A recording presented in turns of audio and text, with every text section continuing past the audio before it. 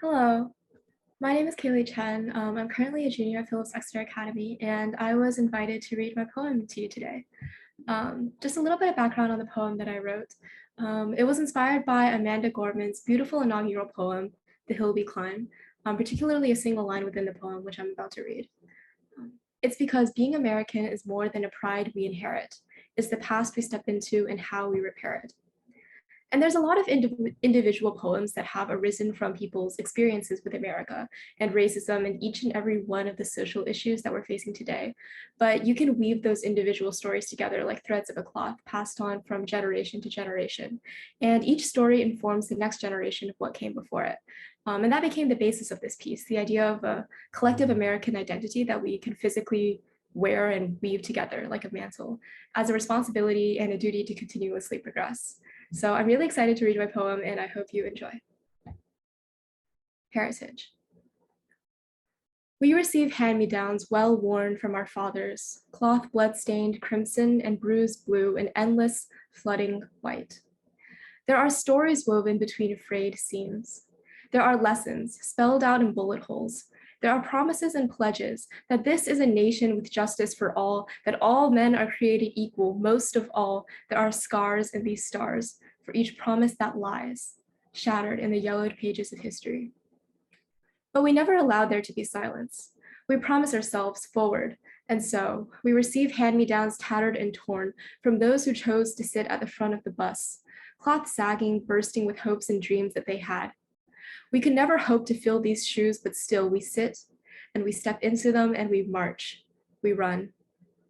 We promised ourselves forward, and so our descendants will receive hand-me-downs built and born out of the calluses on our feet, of the sweat that traces our brows, cloth threaded from the light that breaks over the summit when we ascend the hill that we climb, the light that we promised that they would see, the light that we were brave enough to be. Thank you. I hope you guys enjoyed.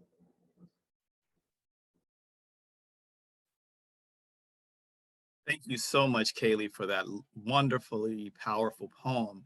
Kaylee is, again, sharing her poetry. She is one of three poets, young student poets who entered a contest that was sponsored by the Racial Unity Team, and then poems selected to be read at the openings of our series. Thank you once again for your poem heritage.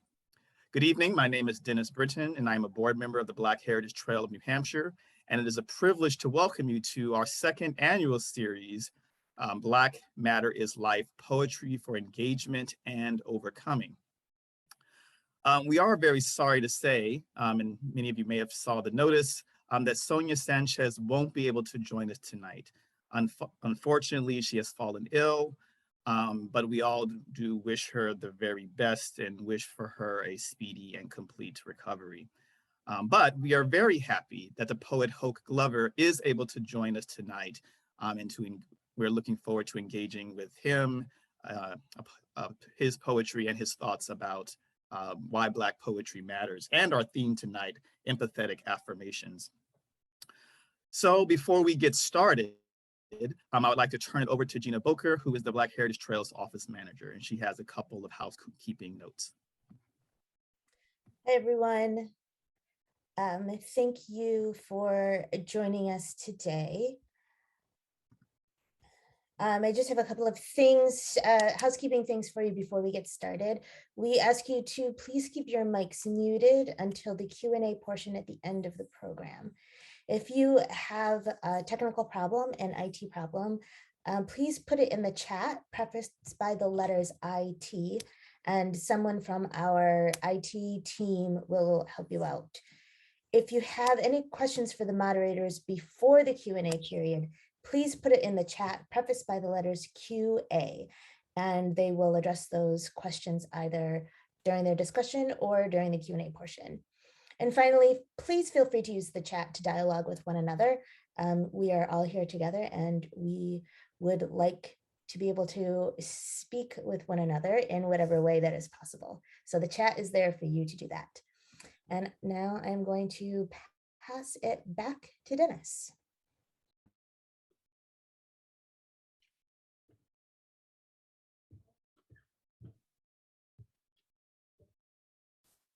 All right, thank you, Gina. And actually, I realize that although I'm an English professor, sometimes I need to read more carefully.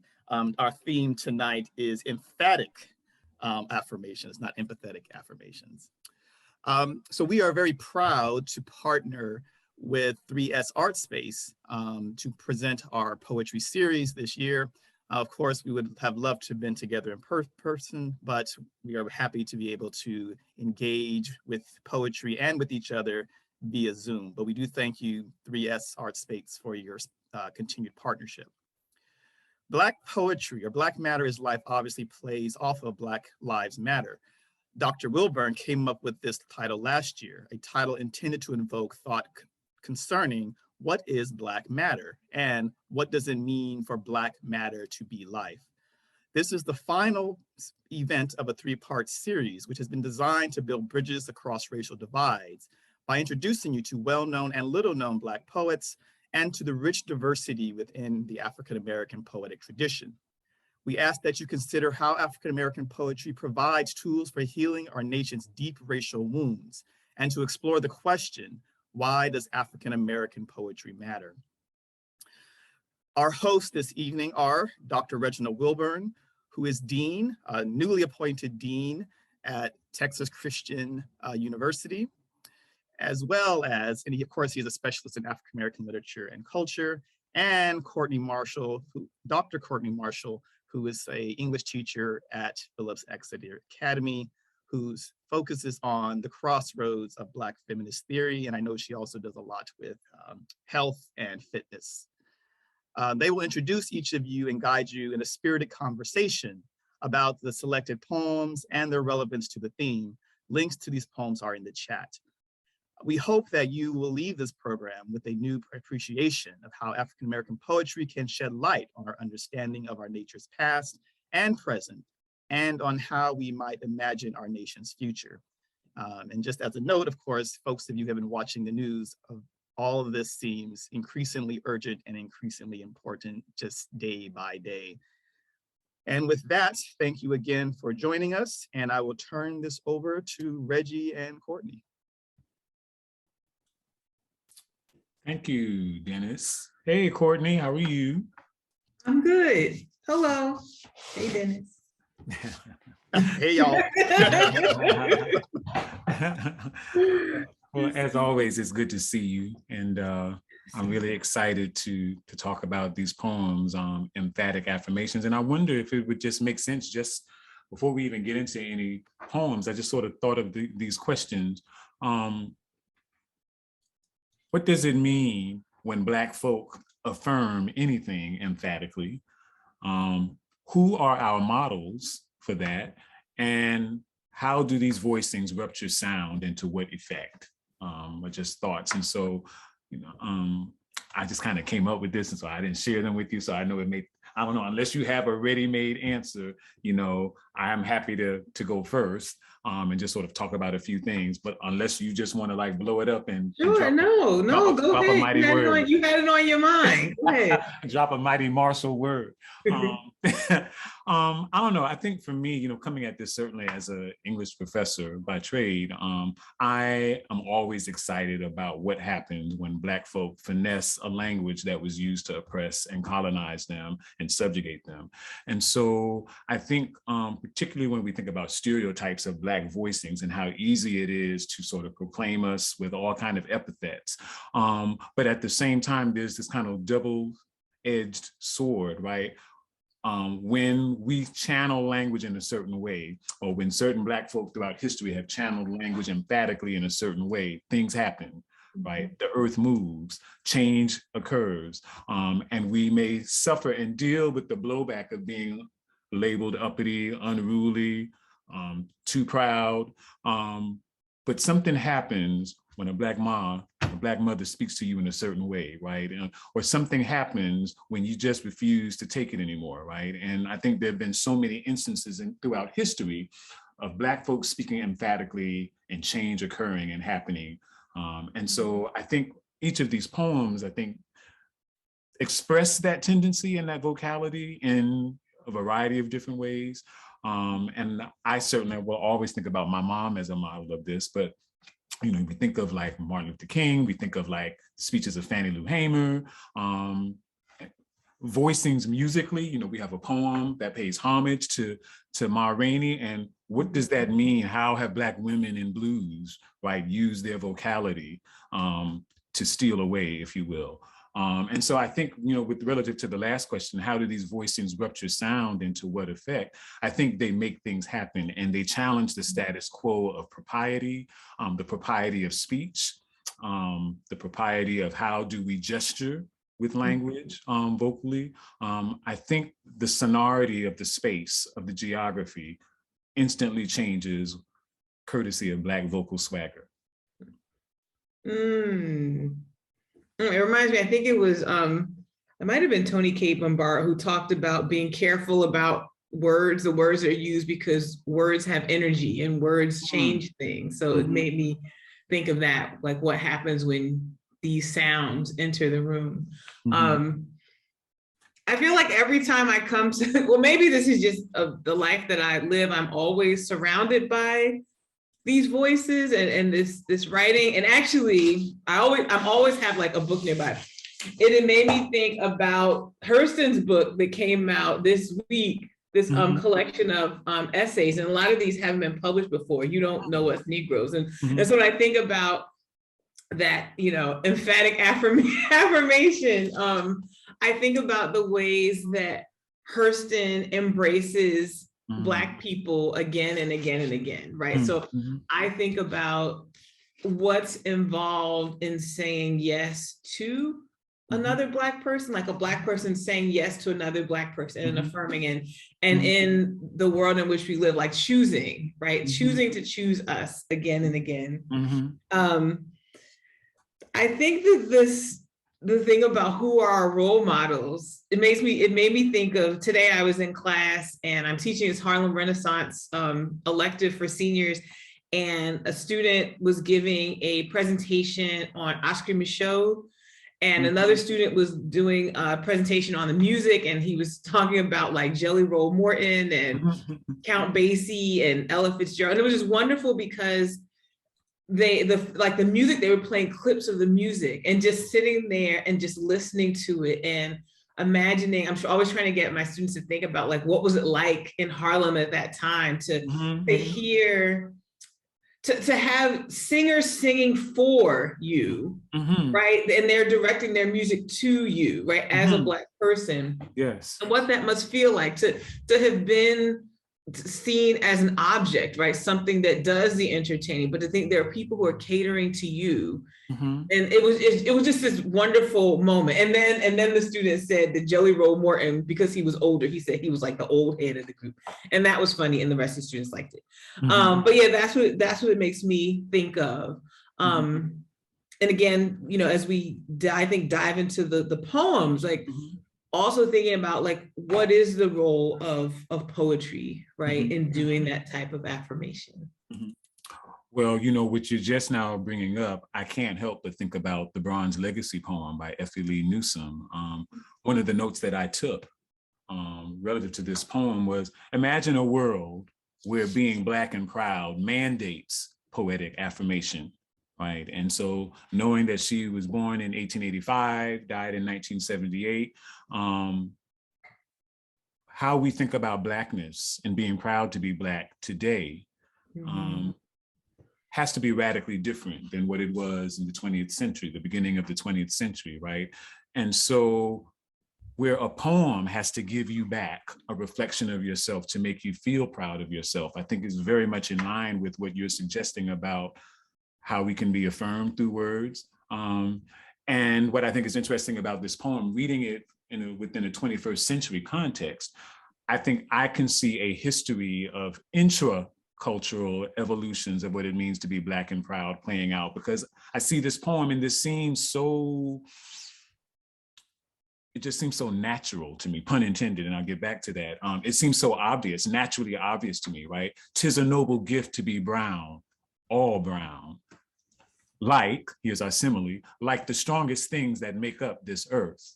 Then we get an anaphora, like the mountains grave and grand, even like the very land, even like the trunks of trees, even oaks to be like these. And then we get the affirmation, God builds his strength in bronze, right? Mm-hmm. And of course, bronze is metaphor for our blackness and the beauty, right?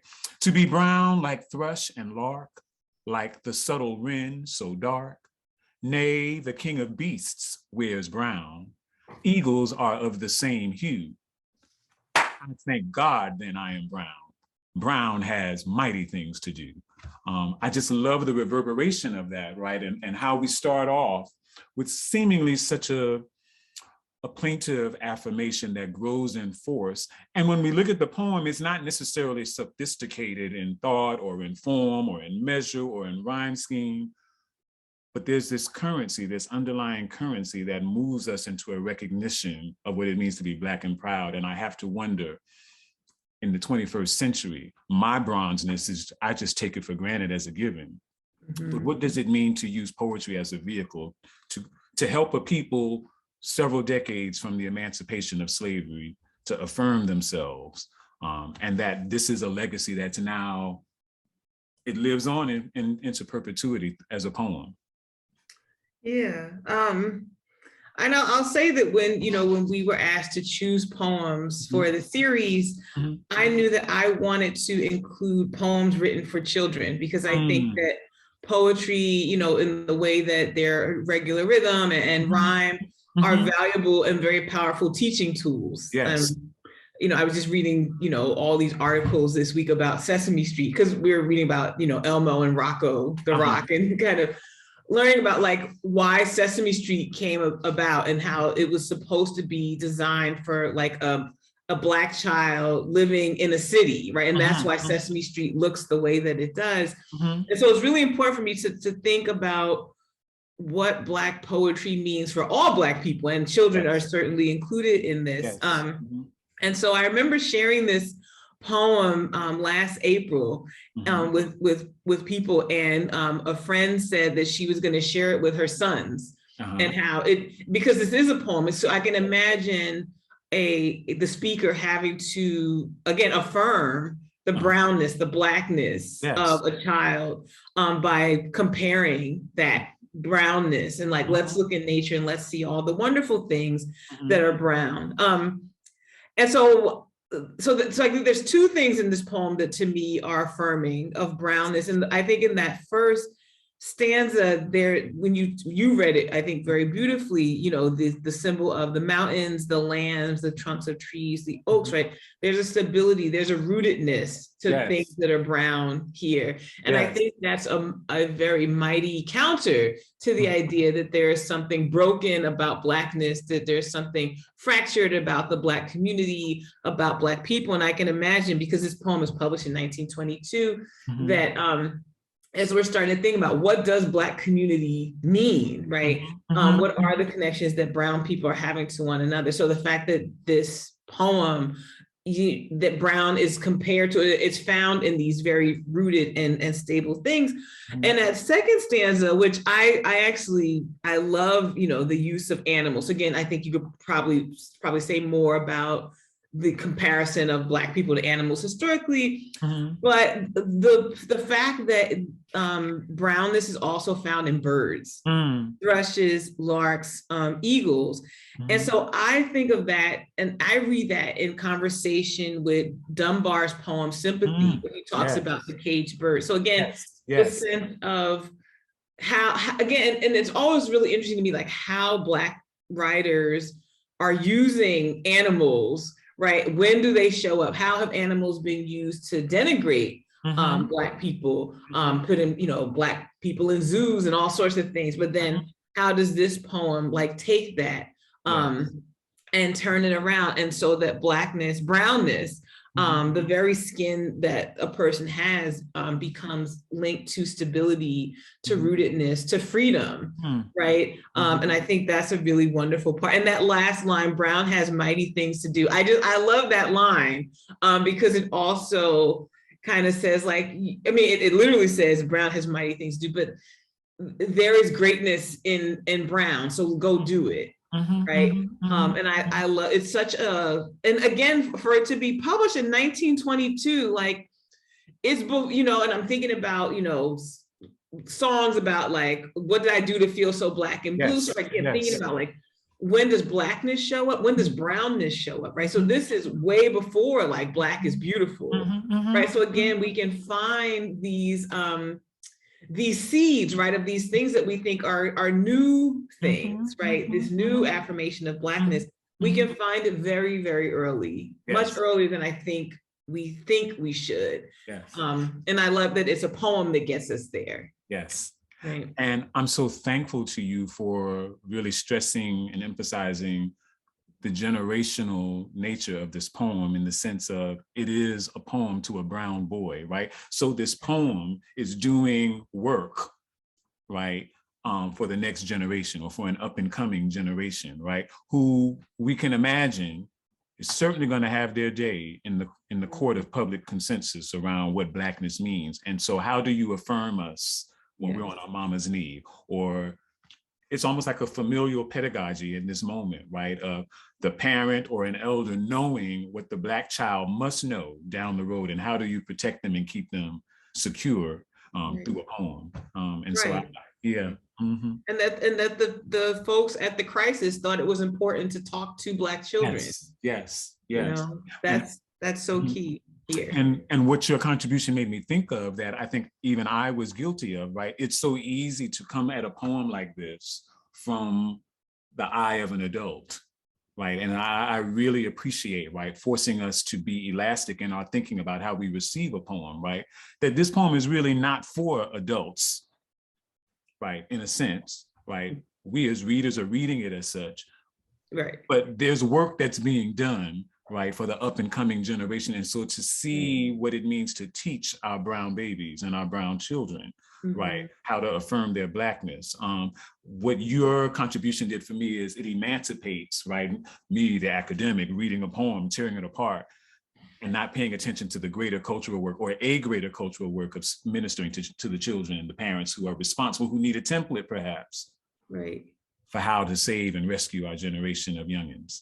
Yeah, it's incredible to think that folks were writing like this in 1922, you know, almost 100 years ago, right? Yes. This poem is 100 years old, and to think that it still speaks to us today, right? It speaks to you know, what we're talking about with current education, with, you know, how should students be taught about race? How should Black students be treated in school? I mean, it's all there, right? And that's why, well, Octavia Butler says there's nothing new under the sun, but there's really nothing new. Like everything that's said has been said before, you know, in a poem, right? And so it's really, I just love this poem so much. And again, I just came across it because I was just searching for poems last April for National Poetry Month, and I just came across this. And I can imagine somebody having children recite this poem.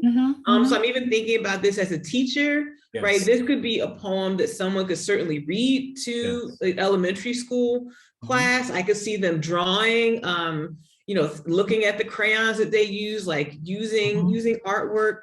I could see them using this, you know, to teach, you know, symbolism. This poem is so teachable, right? And having students recite it. And think about other colors they might use. So if you took this and you use Black, right, what might you put in here? So it's a very rich poem. Yeah. You better come through with that martial poetic justice. I just love poems. They just do such good work. Yeah. Is there a poem from tonight that you wish to read and maybe lead off on?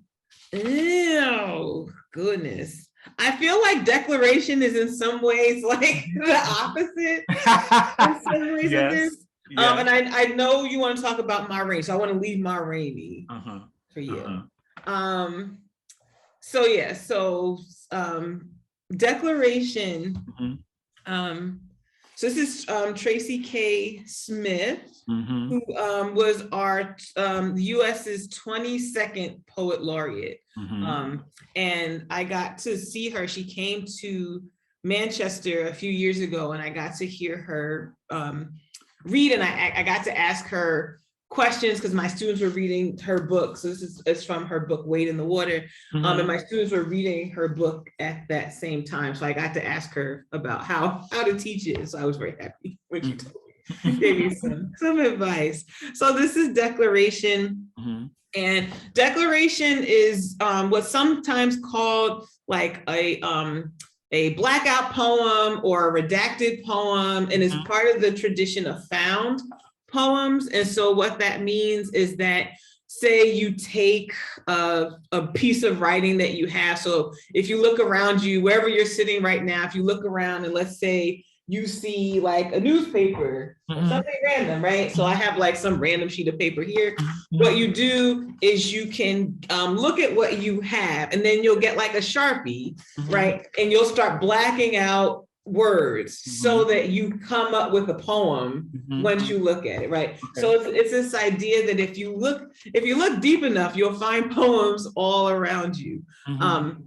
I've actually had my students do them when we when Morris Manning came to campus, and we read Rail Splitter, which was his book about his voice, a book of poems in the voice of Abraham Lincoln. So I had my students take the Gettysburg Address and like black out words, and they came up with all these different poems. So anyway, so what Smith does here is she takes the Declaration of Independence and she goes at it with a Sharpie. And so these are the actual words from the Declaration of Independence. And she calls it declaration. Right. He has sent hither swarms of officers to harass our people. He has plundered our, ravaged our, destroyed the lives of our, taking away our, abolishing our most valuable, and altering fundamentally the forms of our. In every stage of these oppressions, we have petitioned for redress in the most humble terms. Our repeated petitions have been answered only by repeated injury. We have reminded them of the circumstances of our immigration and settlement here, taken captive on the high seas to bear.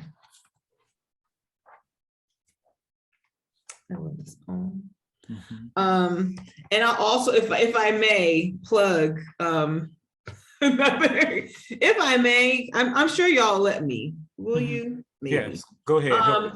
This other, in the rest of this this book, Wade in the Water, she has a whole other section, and this section is called "I Will Tell You the Truth About This. I Will Tell You All About It." And this is the thing if I had to choose another poem from here, I would have done that one. And this, she takes letters and statements, I'm reading this, from African Americans enlisted in the Civil War, and those of their wives, widows, parents, and children. And so there's all these voices asking for pensions here for the soldiers. And so she takes those and she turns them into poems. And it's just, it's beautiful to see. You know, heartbreaking, of course, but it's just amazing. So I just want to read one because I can. And this is one written to President Lincoln. Mr. President, it is my desire to be free, to go to see my people on the Eastern Shore. My mistress won't let me. You will please let me know if we are free and what I can do. And it's just like, right, it's just to see these words. But anyway, so yeah, so I chose declaration for us. Again, thinking about, I think to go back to what you talked about, the emphatic affirmation, that sometimes things have to be blacked out and they have to be altered, right? But the affirmation is there. And for this poem, it's like the digging through it, and to think, because these are the voices of enslaved people who are declaring, right? And that their voices have always been there, right?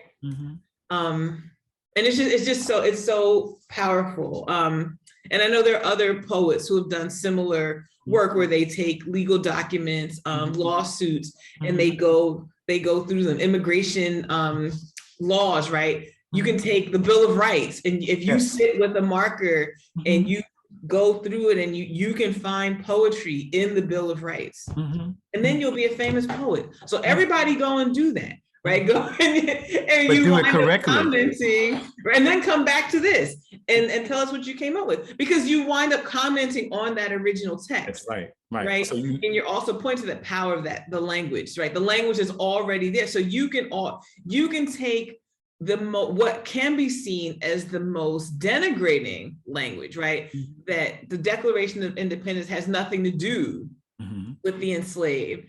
But in this poem, Smith affirms, right, that they are the very ones, right, who are declaring, right, who want freedom. And I love the excising, right, in the title. I love the excising of the double dash, right? One of the notes that I had is, how do we talk about the signifying importance of the double dash and then the unanswered, unfulfilled questions? What lies behind the double dash after valuable, after hour, right? And on down the line, right? And then even the unspoken of independence, right? And making a new declaration out of desecrated sacred work, right? Right, the Declaration of Independence as the sacred document that gives us our being.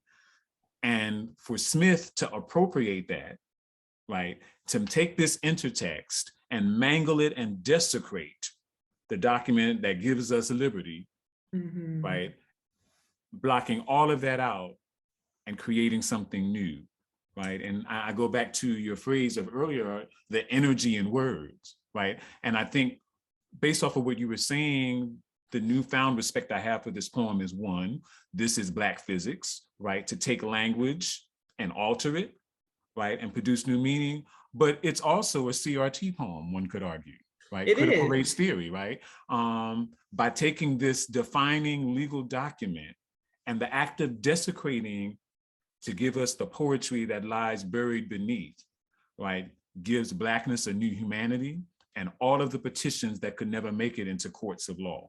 And it always, I'm always just struck by just the powerfulness of having this U.S. poet laureate like responding back to the Declaration of Independence, which would have been a time when, certainly she would not have been able or been encouraged to read or to write. And so anytime I see Black writers writing back in that way, it just reminds me just of all the work, all the force it took to keep words from Black people, right? To keep that, the means of affirming, to keep that from us, but it never dies. It never went away. That's really powerful to me. Even the fact, and I always say the fact that we can sit here and talk about this. Yes. Is powerful. So if I may, I'm going to go somewhere where you least expected me to go. I'm going to save the Ma Rainey poem for when we invite our featured poet for the day. Oh, good. But I want to pivot to Henrietta Cordelia Ray's Self-Mastery, if only because I see it as a Miltonic sonnet. And it is a sonnet poem, and we know that it's a Petrarchian one because of the rhyme scheme, right? The 14 lines, we have an octave and a sestet. We will notice, for those English nerds, flight, supreme, looking at rhyme, right? Flight, supreme, stream, and fight is an ABB, what we would call an ABBA rhyme scheme, right? The first and the fourth line rhyme, the second and third line rhyme. And then we move into what would be the second half of what's called the octave, the first 8 lines of the poem. We see night and dream, deem, and aright. And notice that the rhyme scheme changes here, right? Whereas earlier you had an ABBA, we're now moving into a CD, CD, right? And then when we look at the sestet, the last 6 lines, back, sigh, prayer, lack, cry, care, right? And so those of us who know our Shakespeare know that he wrote English sonnets, which has an entirely different rhyme scheme.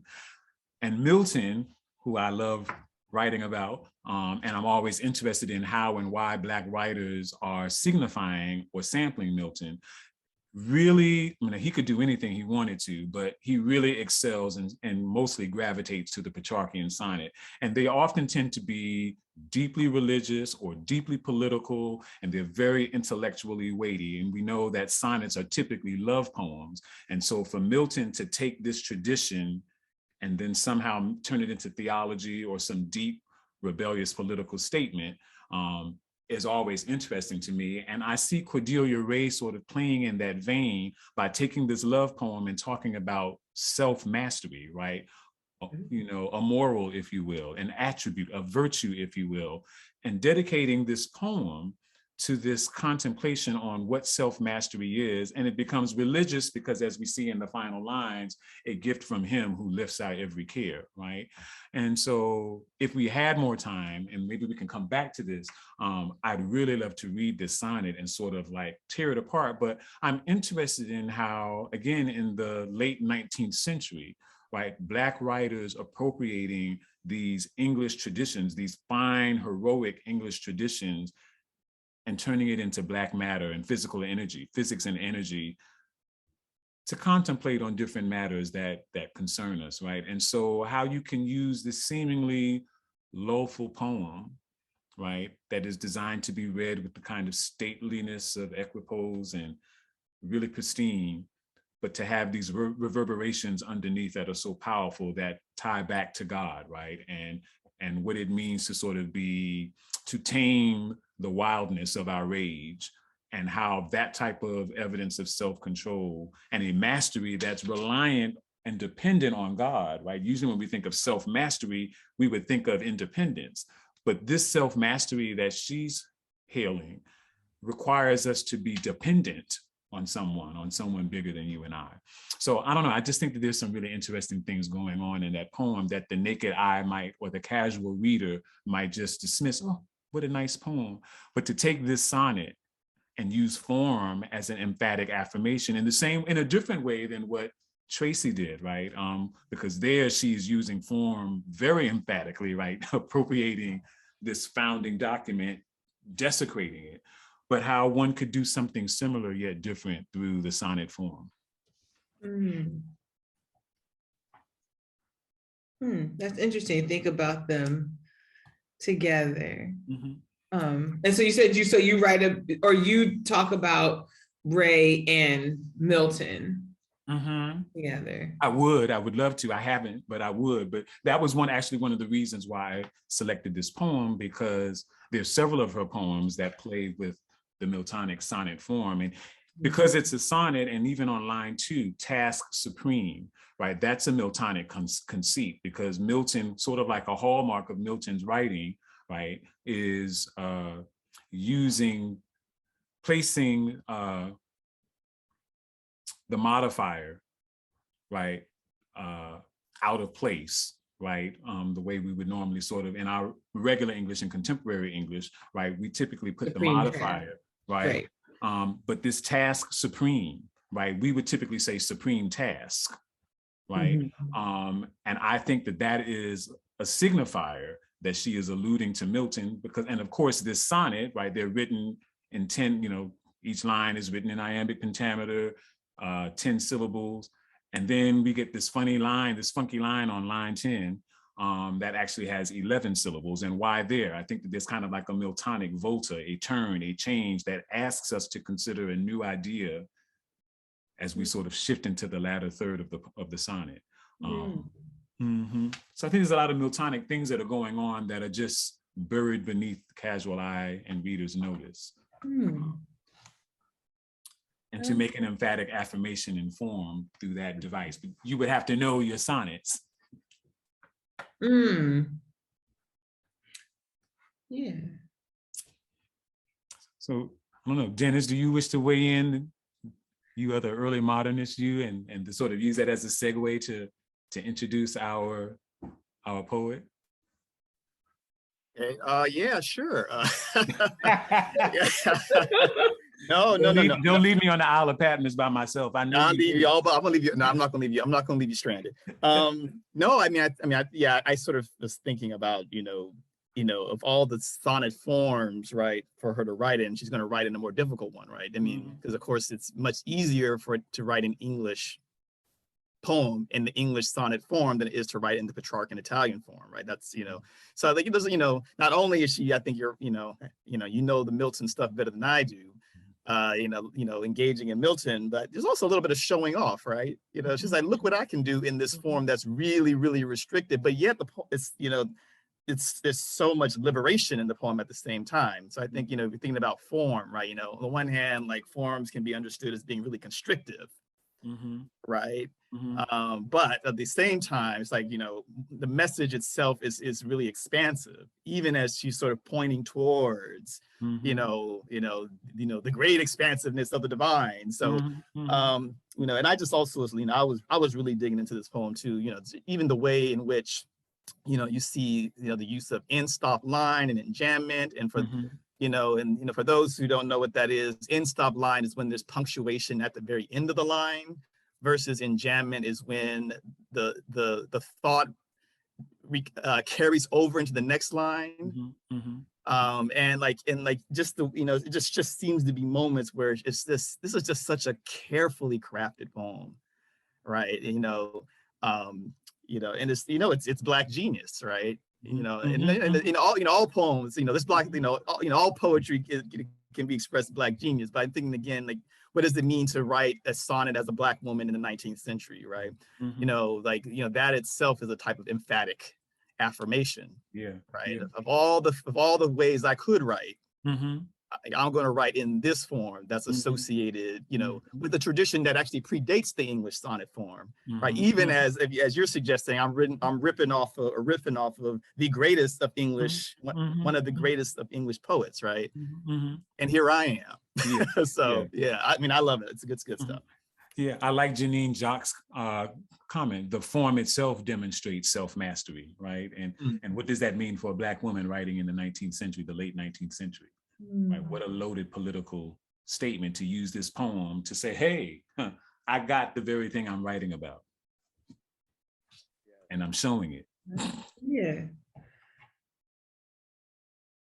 I just love the first line, to catch the spirit, because of course, we all know if you grew up in a certain that church tradition, I just that means something. In its wayward flight. In its wayward flight, right? But it's yeah, I think that sort of, there's this interesting sort of movement between wayward and mazes and wandering, right? And there is like this repeated language of I don't know what the adjective is, right? It's not, it's like the opposite of like constraint, right? Liberty. Or what would you say? Liberty. Liberty. Yeah. There you go. Freedom. That's the word. That's it. Yeah. Right. That's the ways in which that is being subtly pointed through, and Okay, so I'm being urged to read it. If I may. May I? Mother, may I? Yes, you may. May I take three giant steps? Take your time past it. Self-mastery. To catch the spirit in its wayward flight, through mazes manifold, what task supreme? For when to floods has grown the quiet stream, much human skill must aid its rage to fight. And when wild winds invade the solemn night, seems not man's vaunted power but a dream? And still more futile we e'en must deem this quest to tame the soul and guide aright its restless wanderings, to lure it back to shoals of calm.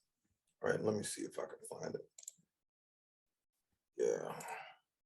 Okay, and so the other thing that I'll just say before I read the poem is, I study the I Ching, which is a very old book. It's probably about 5,000 years old. And in the book, one of the hexagrams is household, which is number 37. And so I had my children when I was very young. I mean, my first child was born when I was 21. And so a lot of my writing deals with family, because as I became a writer, I was also raising my family.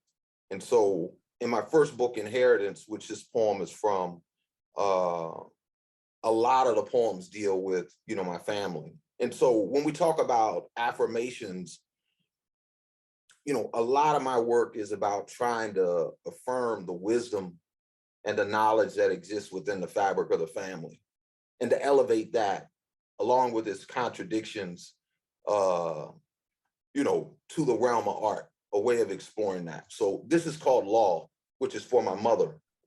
I was going to read a poem about my father, but I changed up. So Law. Growing up, there were always two laws. My mother, the greatest, who made enemies if necessary out of the trash man or the paper boy, queen without her court and details, command so precise you could not follow if you were not one of her students. If you did not know her nobility, you might think she was crazy in her house dress, standing in the driveway, shutting down football games, or calling the police or the government, the inspector, all of them.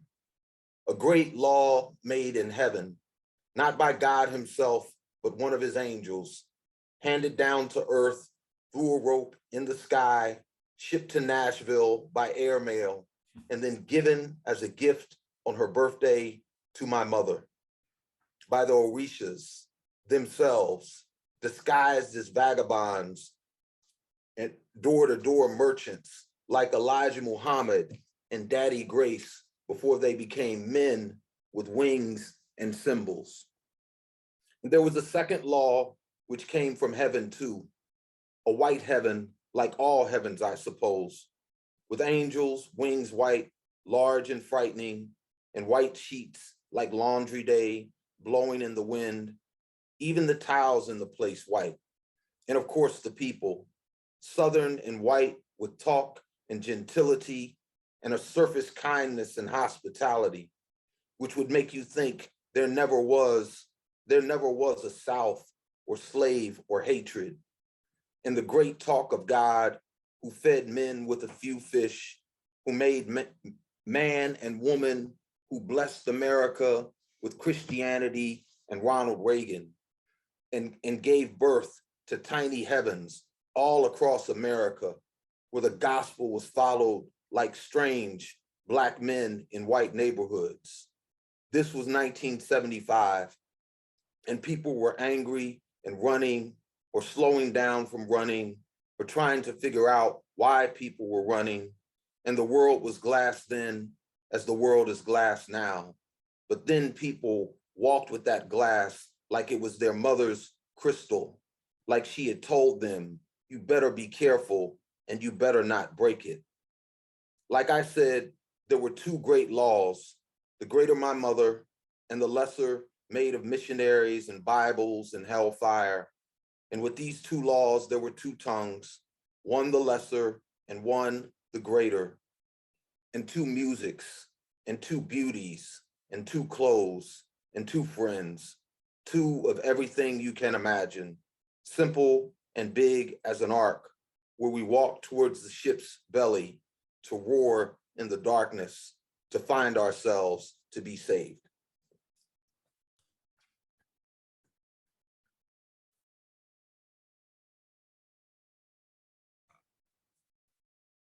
Let me unshare the screen now. Yep. So that's the poem, Law. Powerful, powerful. Thank you. And of course, folks, feel free to ask questions of our guest poet. your mother's word is law. That's moms have emphatic, what's the affirmations, right? I think I can see why you might have chosen that poem for this evening. And the other thing too is that, you know, I think within the household, you know, I mean, I had a crazy mama, you know. I mean, my mom was crazy. And I mean, people may hesitate, you know, and wonder if I'm protecting her like sons are supposed to, but she was. But even with that, you know, it's like, I mean, given what our history is and our trajectory is, I mean, one of the great things we got to confront is the borders of sanity and insanity within the fabric of our own homes, you know? And so my mother read that poem and laughed, you know, because there was a certain audacity to portray her, especially as it is in the beginning, that, you know, I mean, she give you a run for her money, you know? But, you know, how do we render that in a poem, you know? And again, I think the capacity to render it in a poem is the capacity to affirm it. And I think to affirm it as compared to ignore it or sweep it under the rug, there's a way where we can be and that's why family is so important for me, because, you know, some people will read my book and then they'll look at me like I'm the saddest person in the world or that I'm crazy. And I am like her. But on the other level, our ability, you know, for something to be knowledge, it has to be acknowledged. You know, like things don't become knowledge by simply, and I did this with my mother, and I think a lot of Black men do that with their mother is, I mean, you can't ask most Black men, name 10 things bad about your mother. 10 things bad about their father, it's an easy list. But their mother, because there's a way where we don't acknowledge all the knowledge that we have about the people that we love, but we're human beings, you know? And again, in the poem too, the mother is a demigod, you know? I mean, the mother is bigger and larger than life, but being able to see and deal with those, you know, deal with those contradictions is an important thing. And again, when I read it to her, you know, she laughed and she was like, "Did I really do that?" I said, "Yeah, you did that and some more stuff I probably can't put in the poem, you know?" But again, I think, you know, the act of writing about that is, you know, part of the act of affirming it, you know? Yeah.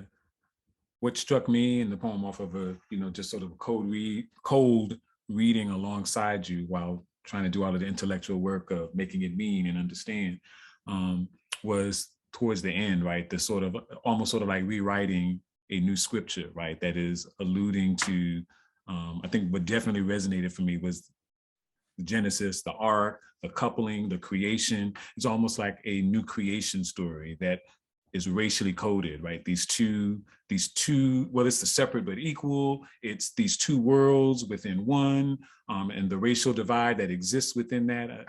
That part particularly resonated with me as a rewritten scripture, if you would, or biblical tradition. And what does that mean to sort of, for all of that to come out of this opening statement about the mother? It's almost mother as an Eve-like beginning or a new beginning. That's me reading all of this other stuff into it, but certainly those figures stand out for me, and I think that's what caught my attention, right? That all of this is coming from this poem that originates with the mother of creation, her son.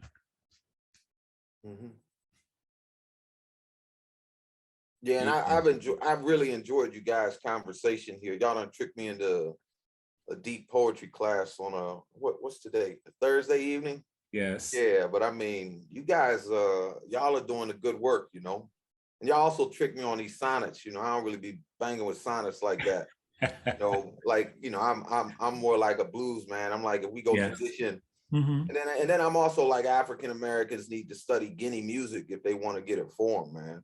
Because, you know, a djembe orchestra is as complicated and sophisticated a sonic arrangement as anything that's ever existed on the planet, you know.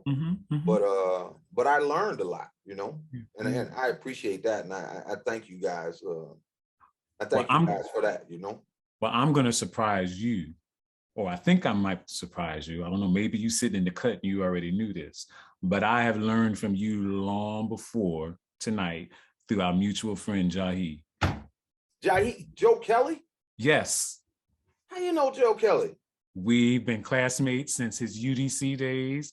Are you serious? And he went to UConn with me. And I have always known about you, and he's always spoken highly and reverently of you. And so I've always heard him talk about Yao, Yao, Yao. And there's a couple of other dudes, but your name was just a name that I've never forgotten. So when you said Yao, it's like, and he's in the DMV area. It's like, this has got to be the same one. So when you began alluding to bookstore, I knew exactly who you were in that moment. Oh, wow. Yeah. Yeah. Me and Jahi go way, way back. Yeah. 30 years. 30 years. Yeah, that's my man. And a hell of a writer, you know. Hell of a writer. Simba, was it Simba? Is that? Yeah, Simba was my former business partner. Yeah. Oh, wow. Yeah, really small world. Yeah, really small world.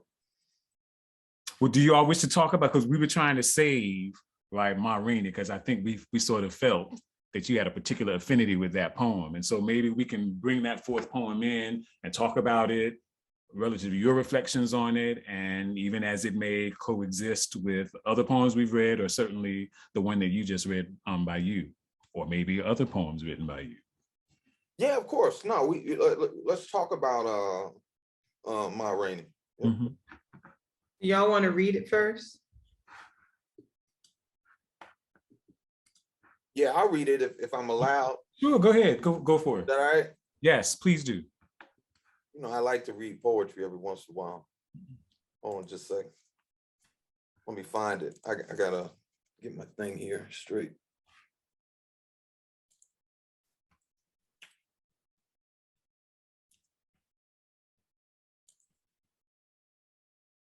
Okay, a dance for Ma Rainey. I'm going to be just like you, Ma Rainey, this Monday morning, clouds puffing up out of my head like those balloons that float above the faces of white people in the funny papers. I'm going to hover in the corners of the world, Ma, and sing from the bottom of hell up to the tops of high heaven, and send out scratchless waves of yellow and brown in that basic black honey misery.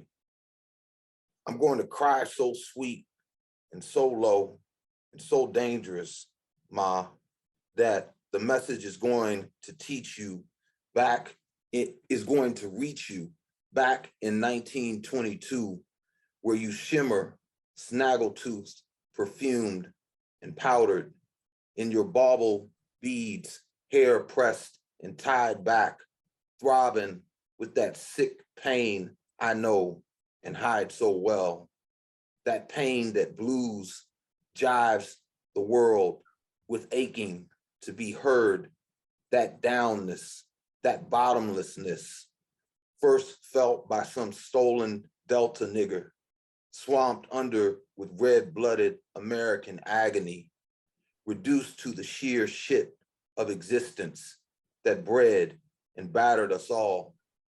Ma, the beautiful people are beautiful, brave Black people who no longer need to jazz or sing to themselves in murderous vibrations or play the veins of their strong, tender arms with needles to prove that we're still here.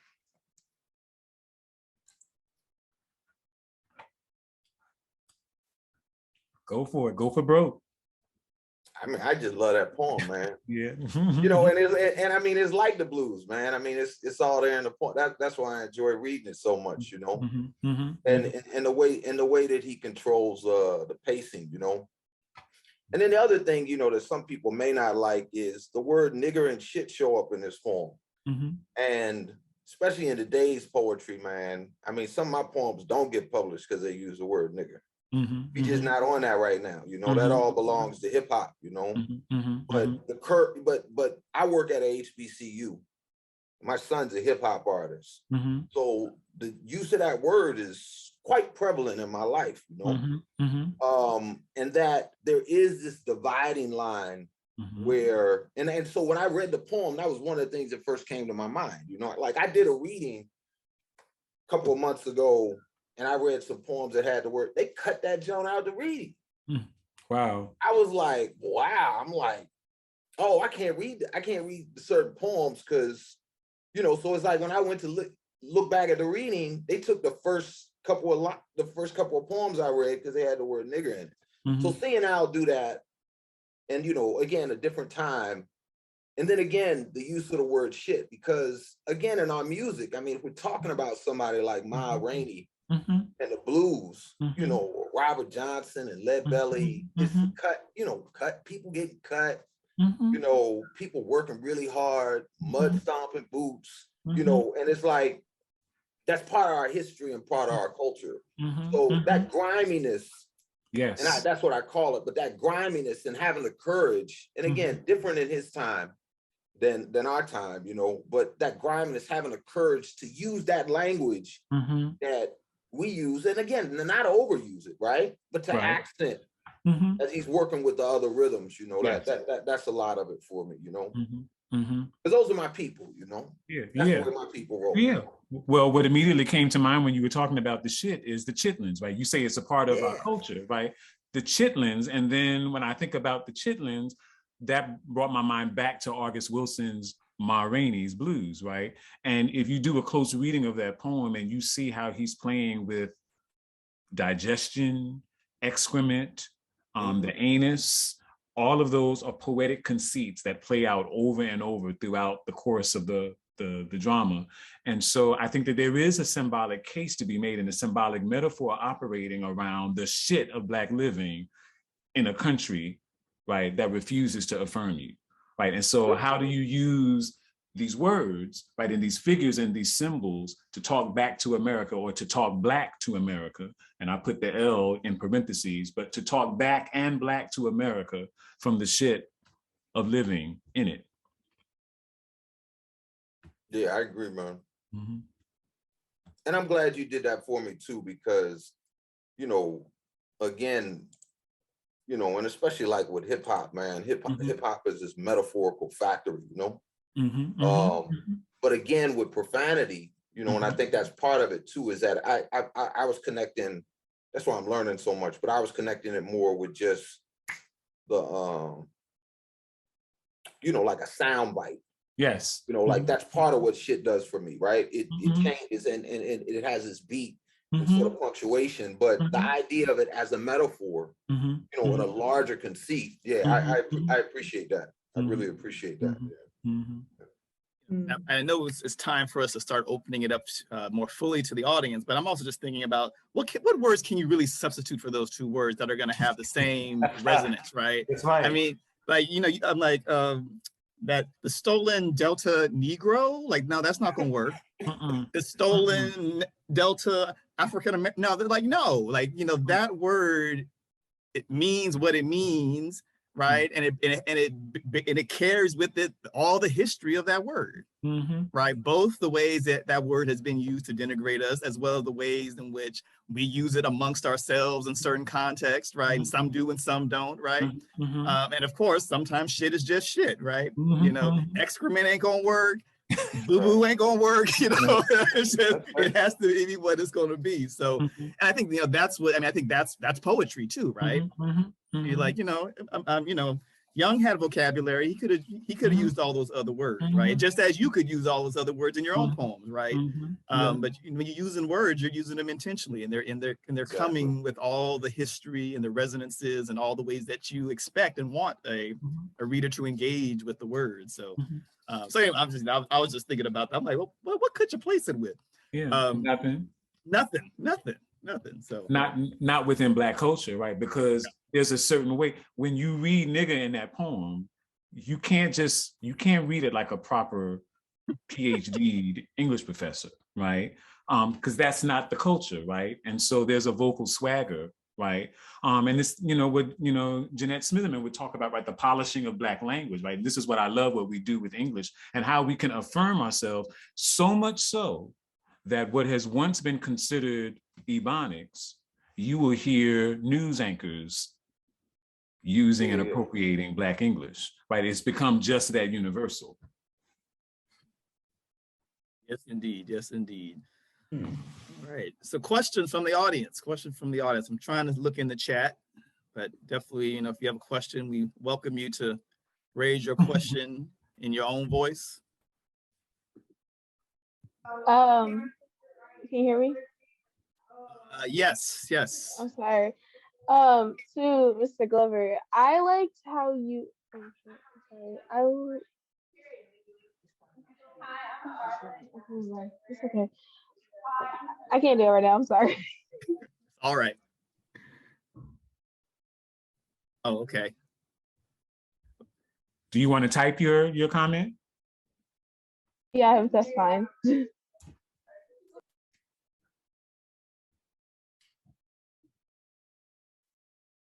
I was just reading through some of these comments here. Mm-hmm. Yeah, ni hao, Tanya. Yeah, and I didn't say it, but thank you so much, Jimmy, for inviting me.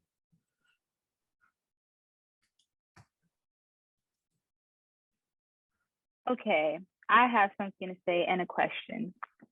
So, I like to consider myself a poet, but listening to you guys tonight let me know I still have a lot to learn.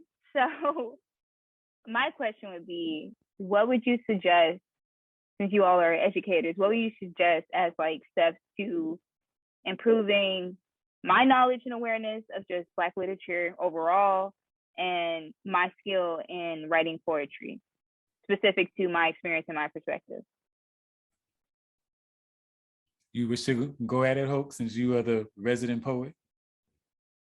I can only answer that question as an English professor, so I'll say something, but I'm not a poet. Okay, and just restate the question. I'm sorry, I was half on trying to catch up with the comments, but it was about you being a young poet and a way to improve your writing. Basically, yes, and also how to gain more knowledge of Black literature overall. Yeah, I mean, I tell my students 3 things writers need to do. Read, which is first. And, again, I say set a time that you're going to read and read first and then allocate some time for writing. But you'll know that you've reached a new stage when you just read. So when you get to the point where you say, I'm going to read and I'm going to write, but then you get so amazed by just the reading that you're like, oh, I can forego the writing. I say breathe in and breathe out, right? So reading is breathing in, the exhale is writing. And then the other thing is just have a community of poets. So like when Reginald mentioned Jahi, I've known Jahi for 30 years. And especially in those early years as I was working on, and I mean, everybody's still working, so it never ends. But especially in those early years, he's one of my many friends that we had discussions, not just about what we were trying to write, but about books and other writers.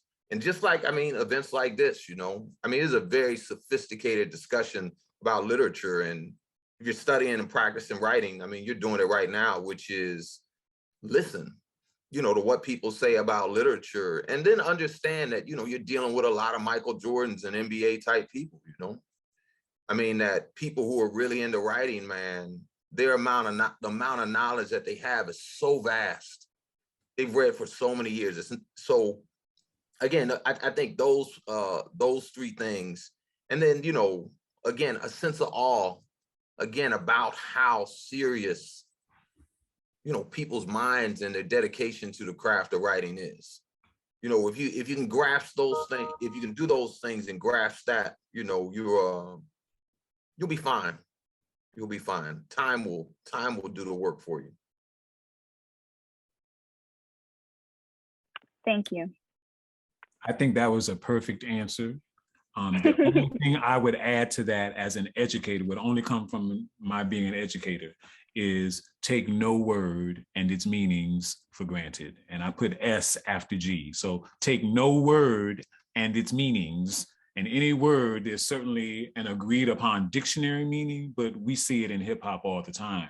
Words, and in Black culture, words can be polished. So take no one word and its infinite meanings for granted. And I'll also say, I feel like I'm always plugging books because I'm literally surrounded by books. And so this collection, African American Poetry, 250 Years of Struggle and Song, just came out. It's an incredible book. My wonderful colleague, Willie Perdomo's in here. It's tons and tons of just really wonderful poetry. There's a YouTube channel where there's people reading poems from this collection. Kevin Young, the editor, reads Claude McKay's If We Must Die, and talks about it a little bit. I'm also a believer in everything I have access to is to be shared. So if you email me, it's cmarshall@exeter.edu. I will send you this book. I will send you more books because I think that the more books that are out there and the more people get to read, I think the better off we all are. But you, ma'am, if you send me a note, I'm happy to put some books in a box and send you some lists and stuff. Yeah, I'll type my email address to you. And then what you do is then you take that and then you share it with the next person, right? Just remember that this writing is always in community with others. And just know that those of us are here, we are so excited and we can't wait to read what you have to put out into the world. So we are excited. I'm excited for it, so. So Tamara has her hand up. You hear me okay? Yes. Can you hear me? Yes? Yes. Okay, because Yes. sometimes my microphone, my headphones do funny things. I had a question for Mr. Glover. I'm sorry about that, about having that on. I had a question for Mr. Glover, actually two that are related. In the poem that you read, Law, my first question is, what was your intention behind that poem, or why did you have to write it? And my second question is, after writing that poem, what did it do for you? And the reason why I'm asking you that poem is because I was thinking of those questions is because I was thinking about what you were saying about how rarely do we confront, Black mothers. It's that holy thing, the holy divine mother or what have you. And it does something when we do confront those things in a healthy way. And so I just wanted to ask you those questions from that perspective. And that's the thing is one of the reasons, running a bookstore, and I have 3 children, thank God my youngest is 22 now. So, my wife and I are just to the point where we're not really empty nesters, but really close. Because the baby is still around. But, a lot of poets have much more complicated stories about how their poems come into being. But I was so busy, I never recorded it like that, I mean, it's just, I read a beautiful article recently by a poet named Molly Springer.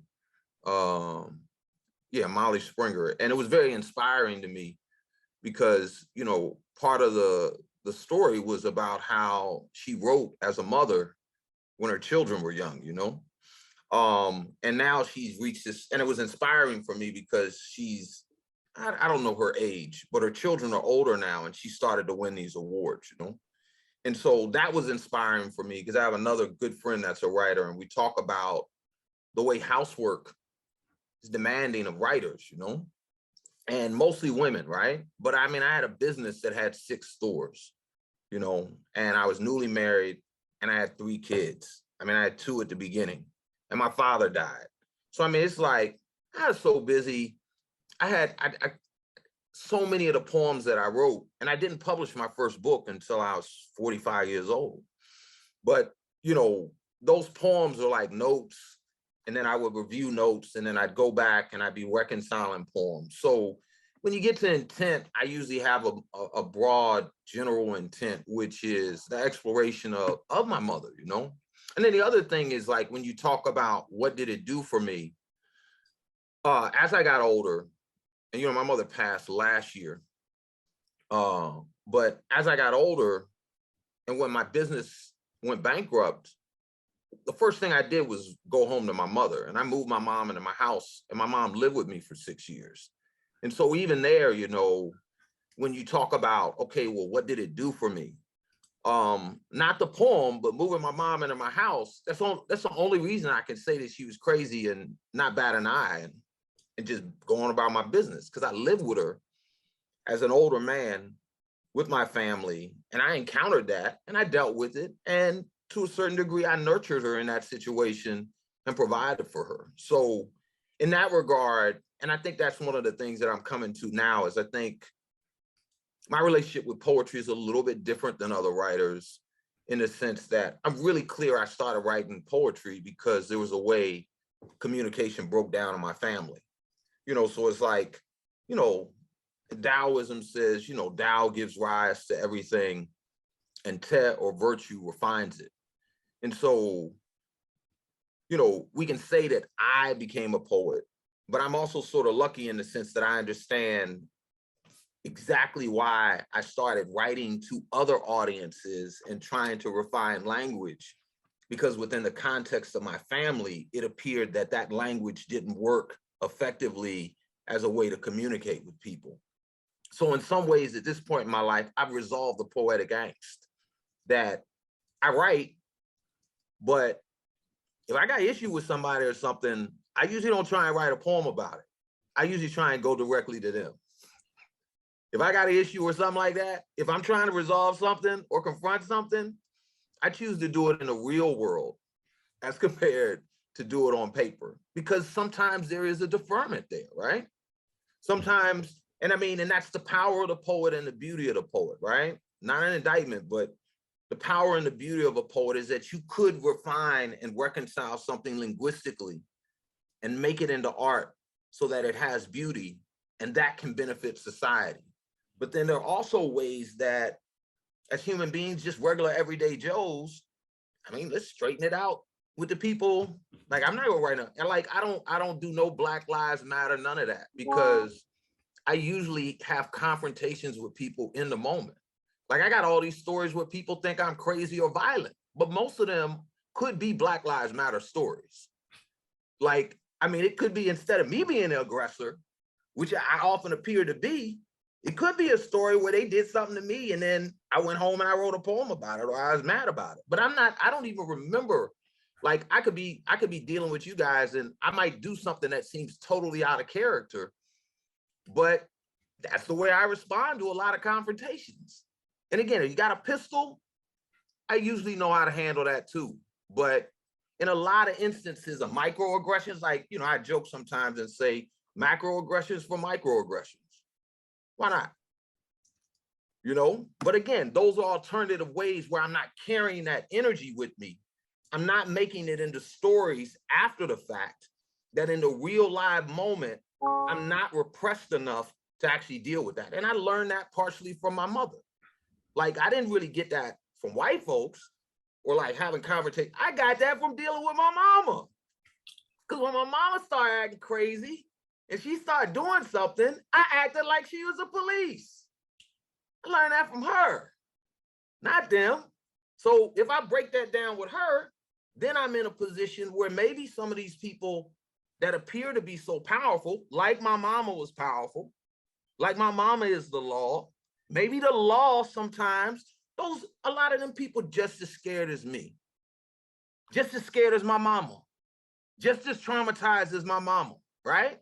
And the capacity to show compassion for her and to penetrate that, I would argue that maybe some, not all, because some of this stuff is just so crazy, you can't do anything. But I think we can change and transform some of these situations in real time. But I think the way back is through the family. Like, I don't think it's out. I don't think it's external. I think it's internal. That the white enemy is the enemy within, projected and externalized. And again, it's easier to talk about white people being evil than it is to talk about my mama being evil. In the Black community, you start talking about your mama, oh, the boy's got no respect. You don't respect the elders, boom, boom, boom, boom, boom. So sometimes I think, for me, I found external enemies that I could write stories about and create narratives about. But really, I was protecting my mama. Because it's easier to be mad at them than it was to be mad at her. Because no matter her, I got responsibility. So again, when you ask about what did it do for me, not the poem, but being old enough and broke enough, because I wasn't really trying to make money like that anymore. I just went home and dealt with her. Looked her square in the eye, had the discussions, gambled with her, crazy stuff, right? I mean, but that's my mama. And I confronted that. And that's changed the way that I approach writing. Now it's time to wrap up. I know Jerry Ann said that it was time to wrap up. So it is 8:36. So we're 6 minutes past, and I just wanted to bring us to a close. What a great conversation. Everything always works out the way it's supposed to, no matter what. This was the conversation we were supposed to have tonight. And I'm so happy that our hosts and our guests could join us. This has brought this series. I think one of the students who asked the question about how to find out about literature, Black writers, Black poets, shows the disconnection in our education system. It shows that we're not educating our students on this vast body of work that we have. Shows that representation matters. And if everybody who came here tonight really demanded this of our schools, of our teachers, of our politicians, that we teach more inclusive syllabus, more inclusive work, then we wouldn't have our young students saying, where do we find this literature? Where do we find out about these poets? How do we see ourselves in these works that we're bringing to classrooms? And I would love to see us do more of that. And that's why, that was our main reason when Reggie and I spoke about doing a series of introducing our community to Black poets that we haven't read. So I thank you for joining us for the 3 series. We'll be back again. Since we can do Zoom, we can still get Reggie and the rest of our folks from everywhere to come and join us. We can explore more Black literature.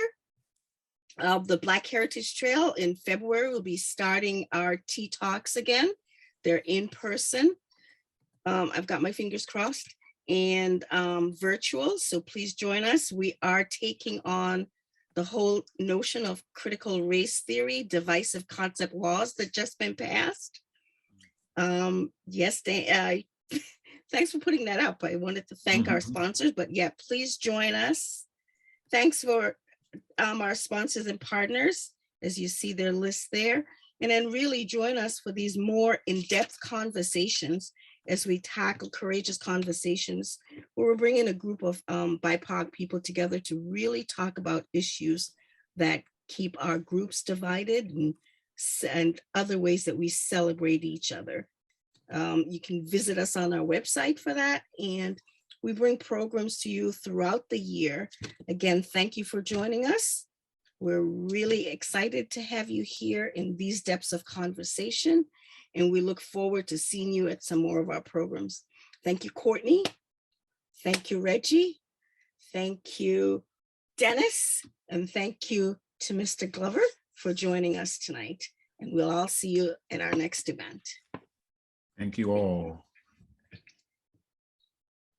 Even though Reggie, you just got to come back. Yes? Dennis? Pardon? Was that you? No, I just saying thank you. Thank you. That's all I said. Since you're all the way up in Canada now, I don't know what to do with you. We miss you, Dennis and Reggie. I miss it. Absolutely. Thank